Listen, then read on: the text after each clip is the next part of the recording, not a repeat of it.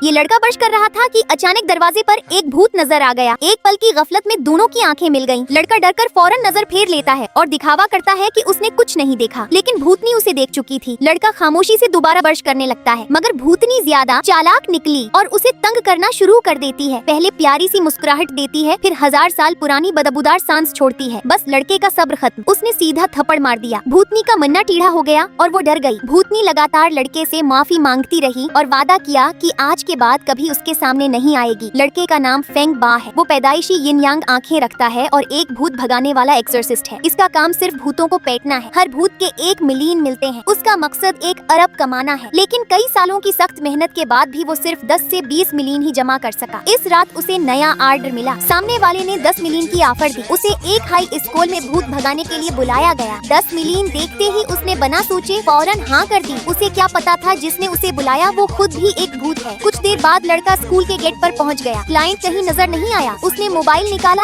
और कांटेक्ट किया, मगर कोई जवाब नहीं आया। मजबूरन चुपके से वो अंदर घुस गया। टीचिंग बिल्डिंग तक पहुंचते ही उसे क्लासरूम के अंदर हरकत महसूस हुई। खिड़की से अंदर झांका तो एक औरत का शैडो नजर आया। लड़का फौरन छिप गया। दोबारा देखा तो वो गायब थी। जैसे ही वो पीछे मुड़ा, वो इसके बिल्कुल पीछे खड़ी थी। लड़के ने समझा यही क्लाइंट का टारगेट है। बिना सोचे फौरन हमला कर दिया और शोल्डर थ्रो लगाकर भूतनी को जमीन पर गिरा दिया। जमीन पर पड़ी भूतनी को देखकर वो झुका। अचानक उसने मुस्कुराते हुए लड़के की दोनों आंखों की तरफ उंगली की। तब समझ आया ये तालीम याफ्ता भूत है। फिर ये दोनों लड़ने लगे। लड़का उसका मुकाबला नहीं कर सका। दोनों ने एक दूसरे के बाल पकड़ लिए। भूतनी ने पलटी लगाई और सीधा लड़के के ऊपर बैठकर उसे बुरी तरह पेटना शुरू कर दिया। आखिर में बुरी तरह पटकर सूजा हुआ चेहरा लेकर वो वहाँ से चला गया। घर जाकर जितना सोचता इतना गुस्सा आता। आखिर उसने फैसला किया कि बदला लेगा, इसलिए अपनी खानदानी भूत भगाने वाली तलवार उठाई और दोबारा स्कूल पहुँच गया। इस बार उसका इरादा भूतनी को हमेशा के लिए खत्म करना था। भूतनी ने उसे देखकर प्रसन्न अंदाज में मुस्कुराया और इशारा किया। लड़का तलवार लेकर उसकी तरफ दौड़ा और एक ही वार किया, लेकिन वो पल में गायब होकर उसके पीछे आ गई और जोर की लात मार दी। वो फिरा और दोबारा तलवार चलाई। वो फिर पीछे आ गई और दोबारा लात पड़ गई। गुस्से में आकर उसने उसे जोर से पकड़ा